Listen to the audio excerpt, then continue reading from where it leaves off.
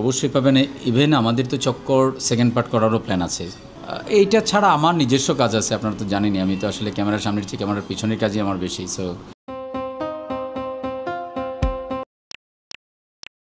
জীবন ভাই ভালো আছেন? জি, ভালো আছে ভাই। দিনকাল কেমন যাচ্ছে? ভালো ভাই, ভালো আলহামদুলিল্লাহ। যাচ্ছে। না, ব্যাচেলর পয়েন্টেও তো আমি এখনও আমার সিজন 5-এ তো আমার এখনও এন্ট্রি হয় নাই। সো এটা নিয়ে আসলে আমি কিছু বলতে চাই না বা বলতেও পারি না। সো এটা তো আসলে ডিরেক্টরের ব্যাপার, কারণ he is the main planner. So এইটা ছাড়া আমার নিজস্ব কাজ আছে, আপনারা তো জানেনই। আমি তো আসলে ক্যামেরার সামনের চেয়ে ক্যামেরার পিছনের কাজই আমার বেশি। সো একটা ওয়েব ফিল্ম করছি চরকির, একটা ওয়েব সিরিজের কাজ আছে। এছাড়াও কিছু ইউটিউবের জন্য, টেলিভিশনের জন্য কিছু কাজ শুরু করছি, যেটা আমি গত কয়েক বছর করি নাই। আর বিজ্ঞাপনের কাজ তো, যেহেতু আমি মেইনলি বিজ্ঞাপনটাই করি, বিজ্ঞাপনের কাজ তো যথারীতি চলছি। এই ব্যস্ততা। আমরা কি ব্যাচেলর পয়েন্ট আপনাকে খুব শীঘ্রই পাবো?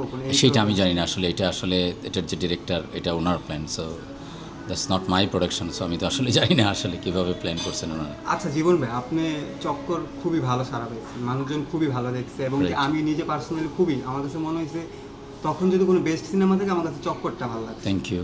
মানে তো এই ব্যাপারে এরকম কি আমরা আরও সিনেমা সামনে পাবো কি না? বা অবশ্যই পাবেন, অবশ্যই পাবেন।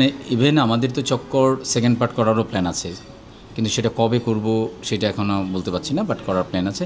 কিন্তু এছাড়া আমি আসলে চক্কর পার্ট 2 এর আগে হয়তো বা আমি অন্য একটা ছবির কাজ করব, সেটা আমরা প্ল্যান করছি। খুব শীঘ্রই হয়তো জানাবো আপনাদেরকে। এইটা আসলে সিনেমার খরচটা আসলে একটু ডিফিকাল্ট বলাটা, কারণ সিনেমা তো এটা তো একটা প্রোডাক্ট।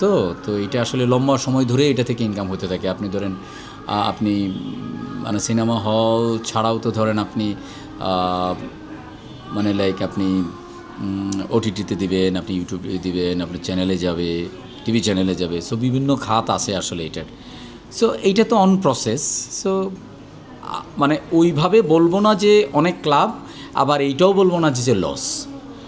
আর সিনেমা যারা বানাতে আসে, হ্যাঁ, টাকার যেহেতু ইনভেস্ট হয়, এটার তো একটা মানে টাকা ইনভেস্ট করলে তো যেহেতু এটা বিজনেস, এটার তো একটা প্রফিটের আশা থাকে। কিন্তু আমার মনে হয় যে আমাদের ক্ষেত্রে এই এক্সপেকটেশনটা, লাভের এক্সপেকটেশনটা একটু কম থাকে আর কি। সো উই আর হ্যাপি যে ঠিক আছে, হোয়াট এভার ইউ গট।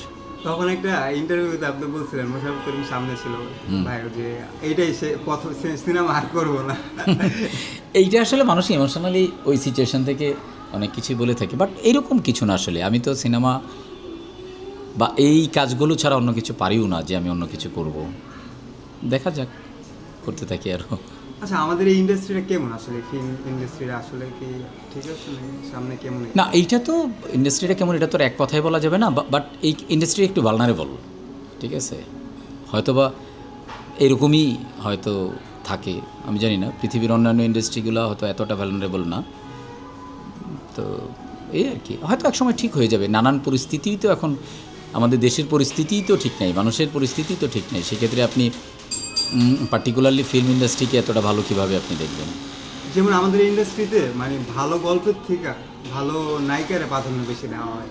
মানে হ্যাঁ, এইটা তো একটা আছেই আমাদের এখানে। মানে সিনেমার মূল জায়গা থেকে প্রাসঙ্গিক জায়গাগুলোকে বেশি প্রাধান্য দেওয়া হয়। এইটাও হয়তো একসময় ঠিক হয়ে যাবে। যে দেখেন, গত ঈদে যে 4টা ছবি, রোজার ঈদে যে 4টা ছবি ছিল, এর মধ্যে 4টাই 4 রকম। আবার ধরেন চক্কর একদমই অন্যরকম।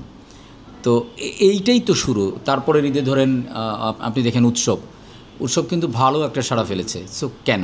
মানুষ ধীরে ধীরে, মানুষের রুচি, টেস্ট, চাহিদা এগুলো চেঞ্জ হচ্ছে।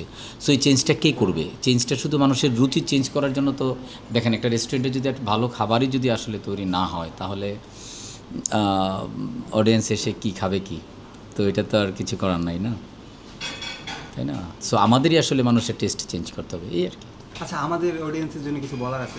অডিয়েন্সের জন্য বলা হচ্ছে, অডিয়েন্সই তো সব। হ্যাঁ, অডিয়েন্সে তো ভালোবাসাই তো, সেটা অ্যাক্টর বলেন, সেটা ডিরেক্টর বলেন, অডিয়েন্সের ভালোবাসার জন্যই তো আজকে এই পর্যন্ত আছি।